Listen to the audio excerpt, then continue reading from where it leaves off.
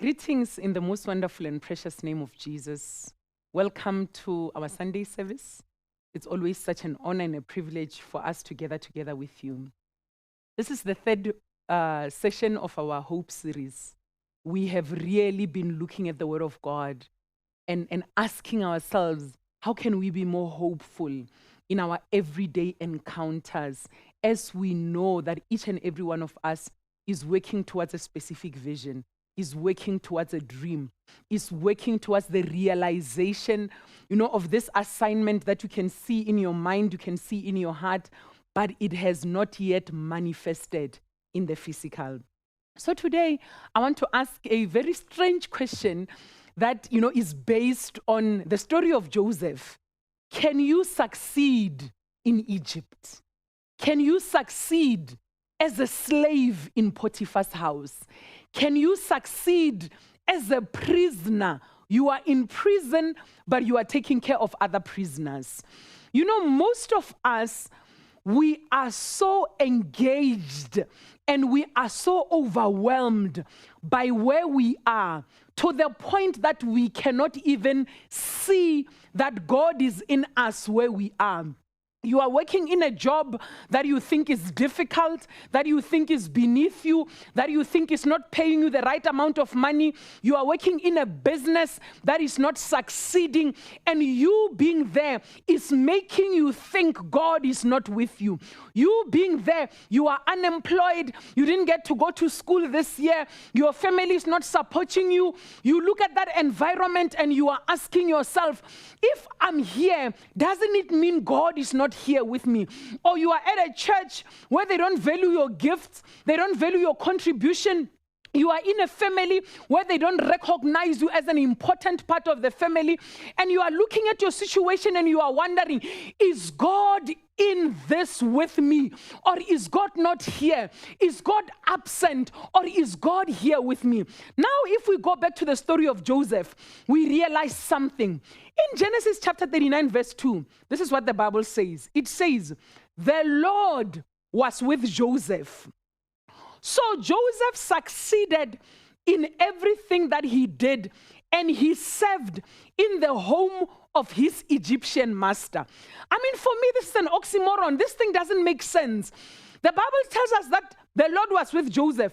The Bible tells us that Joseph succeeded, not in some things. Joseph succeeded in everything that he did. But in the very same sentence, the Bible tells us that Joseph is still a slave. Joseph is still working in his master's house.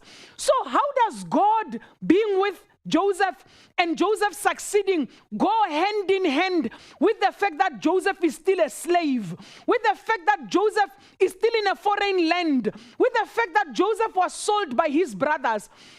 If God was with Joseph, why didn't God release him? Why didn't God free him? Why didn't God make sure that he was a free man? Why didn't God send him home? How does God stay with you in the midst of what other people can call a prison, in the midst of what people can call slavery? Why aren't you earning more money if God is with you? Why aren't all your things succeeding if God is saying God is causing everything that you are doing to succeed? Why are you still here in this job? Unemployed? Why are you still here in this difficult cause? Why are you still here in this family where they don't honor you, they don't respect you, they don't value you? How can you succeed while you are still a slave? How can you succeed at a place where you were sold? As if that's not enough, verse 21. But the Lord was with Joseph in the prison. God did not take Joseph out. God was with Joseph in the prison and showed him his faithful love. So God loves you in prison, but his love is not enough to take you out of the prison. His love is not enough to break the chains of the prison, to break the locks of the prison, to open the prison, to shatter the walls of the prison. He loves you, but you are still in prison. And the Lord made Joseph a favorite with the prison warden. Bazalwane, God is with you where you are. God is with you when you are not free. God is with you when the situation is unfair. God is with you when the situation is painful. You will prosper in a difficult situation. Your prosperity is not dependent on your freedom. You will prosper even before you are free. You will prosper while you are still in chains. You will prosper while you are still a slave. You will prosper while you are still oppressed. So many of us are waiting to be free so that we can live. You know, I hear people who are working for someone and they say, you know, I have these great ideas, but I will only implement them when I work for myself. You will never get to work for yourself before you apply your skills, your expertise, you know, your knowledge, your experience, your education where you are. Don't say, I will wait until I am a leader in Pharaoh's house. Only then will I use my leadership, will I use my management. Use them in Potiphar's house. Use them in prison. While you are using them where you are, they will open the door for where you are going. So many of us, we hold back. You know yourself, you are a very good singer. But you say, I'm not going to sing in this church. I will only sing on my album. Your album will never come. For as long as you are refusing to use your gifts where you are, wherever you are, show up completely. Show up properly. Show up with everything that you have got. Because as you show up, your skills, your use of your experience, whether they are paying you or they are not, will open the doors for where you are going. I remember last year when lockdown started, you know, some of us, how we used to make money is that we would go to events, we would speak at events, we would sell books at events, and that's how we were making money. As soon as lockdown hit, no more events, no more traveling, no more selling physical books. We were stuck in our homes. People were going nowhere. All our events were cancelled. Services were cancelled. Conferences were cancelled. Workshops were cancelled. Everything was cancelled. Zero income, no money. Then one day there was an opportunity to go and be part of some enterprise development support thing. I didn't have anything to do. There was nowhere to go. I lived alone at the time. I was alone at my house. I registered for that online program. They even gave us data to go and attend the program. So when I went there, the first time when I got there, we were using Zoom. And for most of the people who were on that platform, it was their first time using Zoom. But for us at our church, we had been using Zoom for a very long time. So as soon as I got there, I saw that the lady who was in charge was struggling with Zoom. I sent her a private message.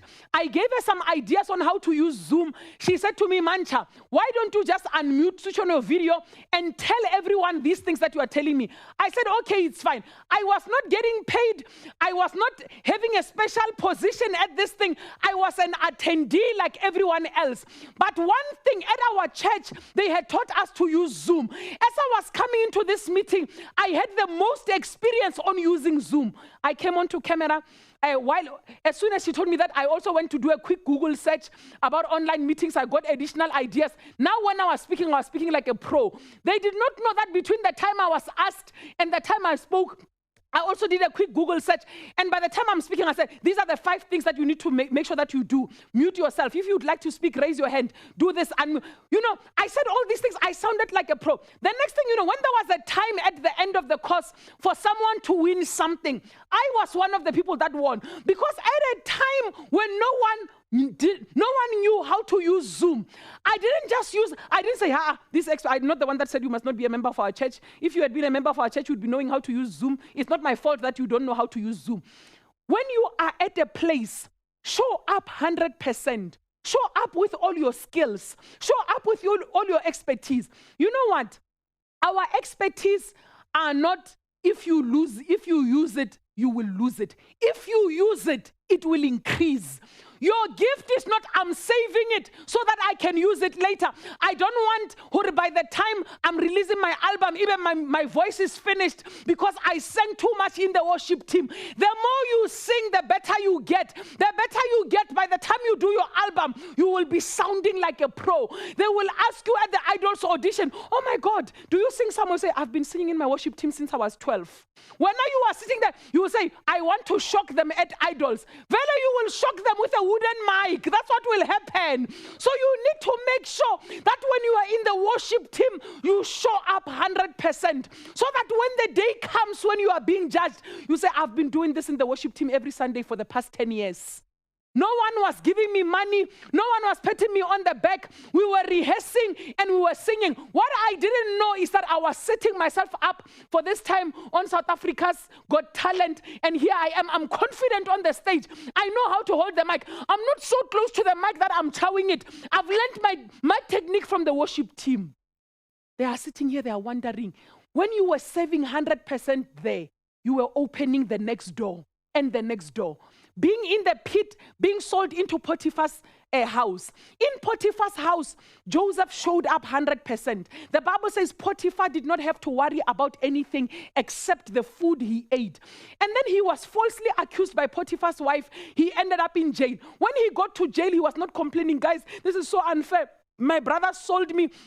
Potiphar's wife lied about me. That's why I'm here. When he arrived in prison, he served. No one knew his history. No one knew that he was falsely accused. When the first person that you meet, you tell them how much they dumped you, how much they used you, how much they chowed your money. By the time I'm done with you, 15 minutes of a conversation with you, I'm tired. My energy is low. I say, yo, please, whatever you do, make sure I don't sit next to Mancha. That woman will tell you all her problems in the first 15 minutes. Joseph was not like that. He made sure that wherever he is, he shows up 110%. This is not a dress rehearsal. This is real life. We don't get second chances. If this is the end of August 2021, there will never be another end of August 2021. If you squander this day, you will never get it back. This is not a dress rehearsal. This is real life. So whatever you do, whether you are getting paid, whether they acknowledge you, whether they appreciate your efforts, what you need to make sure as a person, show up 100%. Even if they don't reward you, God is faithful. Whatever you sow, you will reap. You may not reap from them. They may not reward you. But somewhere later in life, life will find a way to reward you. You know, something simple. Sometimes you find that you go speak somewhere. And when you go speak somewhere, maybe you speak for 30 minutes, and they pay you a lot of money. Another person is looking at you saying, yo, you only spoke for such a long time. I can't believe that they paid you so much money. That person does not understand that 30 minutes of speaking may look like 30 minutes of speaking, but it's years and years of reading books, years and years of reading the Bible, years and years of practicing English. We didn't grow up speaking English. We were speaking so you can hear that we are still struggling even today. So you are practicing these words, making sure that they sound right, making sure that people can understand what you are saying. And another person says, how can you get paid like this for 30 minutes? They don't know that somewhere where you were sowing the seeds, you never received the harvest.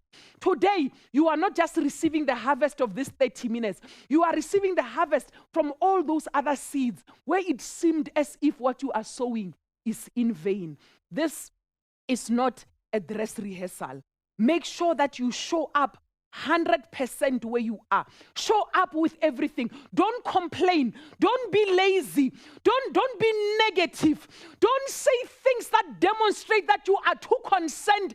Are they going to pay me? Is this fair? This is not unfair. Don't be so worried. What are they doing for other people? Consider yourself and say, wherever I am, I will sow 100%, and I will ensure that even when I have passed here, they will remember that that child, that girl, that boy came here and gave it her all and gave it his all.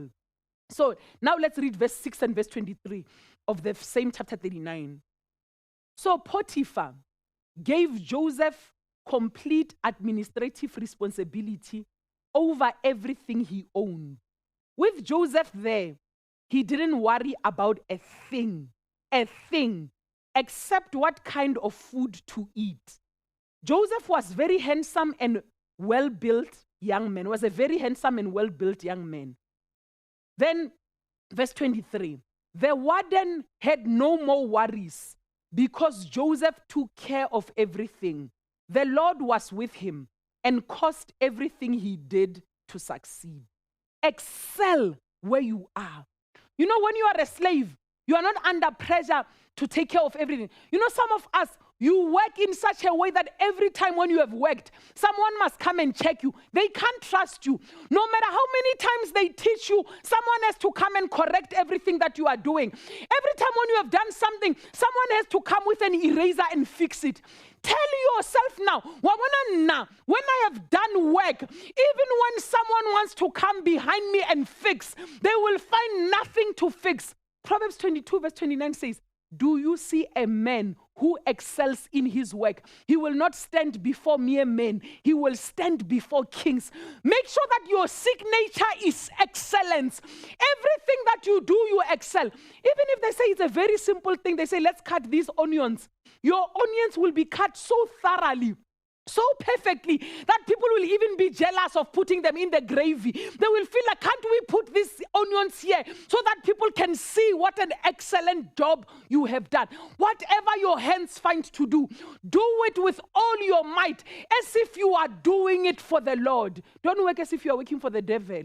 You know, some of you, your work is so shoddy. It's as if you are trying to spite the devil. You say, devil, I'm going to give you the worst work that you have ever. At work, even when they give you a report, the person that you are supposed to submit it to is like, your Manchester reports, I know them. Those ones, she will take 3 hours writing the report. I will take 7 hours correcting the report. That's how sloppy you are. Make sure that whatever you do, you excel. So the responsibility that you have is the ticket to your dream. When you think you are in the pit, when you think you are in slavery, you think you are in prison, no, it's your path, it's your ticket. There's no way that the cupbearer and the baker would have known about Joseph if Joseph was not in prison. Potiphar's wife thought she was sending Joseph to prison. No, Joseph needed to be in prison so that when the cupbearer needed an interpretation for his dream, Joseph would be nearby. If Joseph was in Potiphar's house, there was no way that the cupbearer would have known that Joseph can interpret dreams. Now, this is where we go back to session 1, where the Bible says, your steps are ordered by the Lord. Where the Bible says, trust in the Lord with all your heart and lean not on your own understanding. In all your ways, acknowledge him, and he shall direct your path. Your path is directed. The reason why you are here is because God brought you here. The reason why God brought you here is because you are going to meet someone who is important for your destiny. The reason why you are here is so that you can learn a skill which is important for your destiny. The reason why you are here is so that you can be introduced to something which is important for your destiny. But you are so caught up in, now I want to leave this place. I don't know why I'm still here. Do they know how good I am? Do they know I'm really, actually this job is nothing compared to what I can do. You are so focused on why you shouldn't be here that you miss the fact that you are here to interpret the cupbearer's dream. Romans 8:28 again. And we know that all things work together for good to those who love God, to those who are the called according to his purpose. You need to remind yourself, I am loved by God. I am called according to his purpose. So there is no way that my things will not work out. My things will work out. All my things will work out for good because I am loved and I am called according to the purpose of God. My things don't have a choice. Even when they don't want to align, they will find themselves aligning because I am loved and I am called according to the purpose of God. So the default situation for you and I is not that our things will not work out. The default situation for you and I is that our things will work out whether they want to work out or they are not. Even if we do nothing, the fact that we are loved and called according to his purpose, our things will work out. How much more when we do something? How much more when we show up 100%?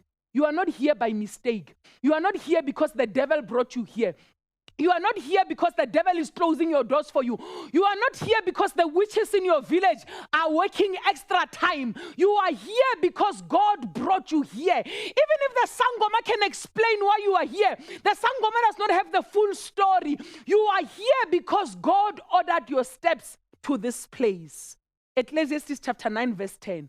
Whatever your hands find to do, do it with your might. For there is no work or device or knowledge or wisdom in the grave where you are going. Don't be lazy. Don't be lazy.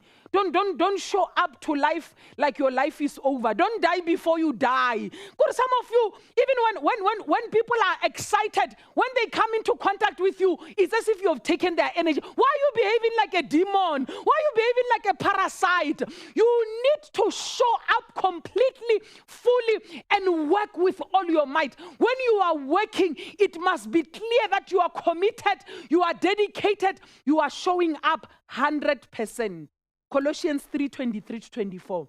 Whatever you do, work at it with all your heart, as working for the Lord, not for human masters, since you know that you will receive an inheritance from the Lord as a reward. It is the Lord Christ you are saving. You know what? Most of us, we are so frustrated by the reward. Who's going to reward me? Who's going to give me what is due to me? What's in it for me? I've been working, I'm not going to work for nothing. But if you are working for the Lord, God is going to reward you. Do you know God is so interesting that He will reward you even when they are refusing to reward you? I don't know how He does it. I know people always say to me, don't speak for free. Like when people ask you to come and speak, don't go and speak for free. I'm not worried. There's no way that I'll speak for free.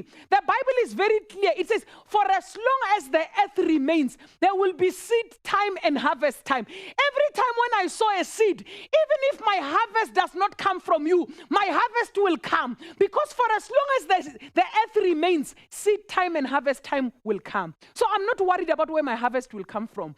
All I'm worried about is I'm going to sow my seeds and my harvest will come. Whether it comes from you or it comes from somewhere else, I'm not worried. So now what do? We want to stop sowing. You want to say, no, the last 3 times I sowed a seed, I didn't get anything. Then you stop sowing. Then you are surprised why you only get 3 harvests. It's because you sowed 3 times and then you stopped sowing. You need to keep on sowing. Keep on sowing. I remember when I was working at the department in Limpopo, there was a time when, because there was no money at the department, they were saying that we must not book boardrooms outside. So we used to go to hotels when we have meetings, etc. And because there was no money, they said we must not book boardrooms. Then where I was working, we didn't have a big boardroom. We had a big meeting and our boss wanted us to book a big boardroom. He called all the other departments. All the other departments, they refused.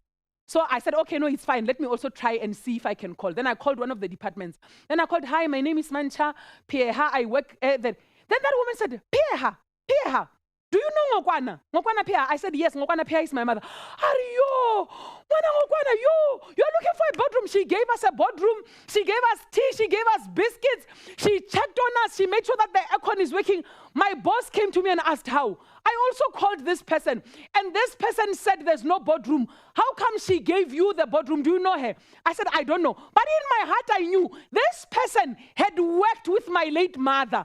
My mother had sowed seeds that she never harvested. But now as her child, I am reaping where she sowed. When other people could not get a boardroom, I could get a boardroom because of the seeds that my mother sowed. So you and I, we are worried about the seeds that we are sowing. Worried who's going to pay me? When is my day going to come? When is my payday going to come? When am I going to make it into the big time? What you need to ensure, show up 100% where you are. Treat people well. Work as if you are working unto the Lord. Be passionate. Work with all your might. Wake up when you're supposed to wake up. Don't be late. Prepare. Pray. Do everything that is required. And you don't have to worry about the harvest. The harvest will simply follow the seed. Father, thank you. For those of us who have been working so hard and we are discouraged by the fact that we don't see a harvest, thank you for reminding us that you are a faithful God. The work that we are putting in today, there will be a harvest because you are a faithful Father. We will not sow in vain. Even your word in Psalm 126, it tells us that those who sow in tears will reap in joy. We thank you, Father, for our jobs, for the opportunities that we have. We thank you for the businesses, even the ones that we haven't started, that we are thinking about. We thank you for our service in the work of God, in the kingdom, in the church, in the ministry. We thank you, my Father, that when we show up with our gifts, when we show up with what we are carrying in our hands, you are faithful. You will multiply it. You will use it as a door to bigger things. You will use it as a path to our destiny. You will use it as the path to the fulfillment of our dreams. Father, we are holding on to hope. We will show up 100% where we are, because we are not doing it for men. We are not doing it for the applause of human beings, but we are working as though we are working for you, Redeemer of our lives. Where we stopped working hard, where we stopped showing up, where we stopped being passionate, we repent, Heavenly Father. We just want to fan that fire of passion that is within us. We want to fan that joy, that excitement about serving you, that excitement about serving our generation. We light it up today. May that fire burn in us. May we show up completely, wholly, mightily in everything that we are doing, because we know that there is a reward. There is a reward for hard work. There is a reward for showing up. There is a reward for being faithful. And that reward is for us, because we are loved by you and we are called according to your purpose. We bless you and we honor you. In Jesus' name, amen. Don't give up. Don't give up. What God has promised us, it shall come to pass. There is some of us, we may not see it the same way that Abraham did not see it in his lifetime, but his children and his children's children continued to harvest where he sowed by faith. Thank you so much for joining us. May you have a blessed week. May you continue to declare hope. Hope in all you do. Even when the situation looks hopeless, continue to declare hope, hope in Jesus' name. Amen.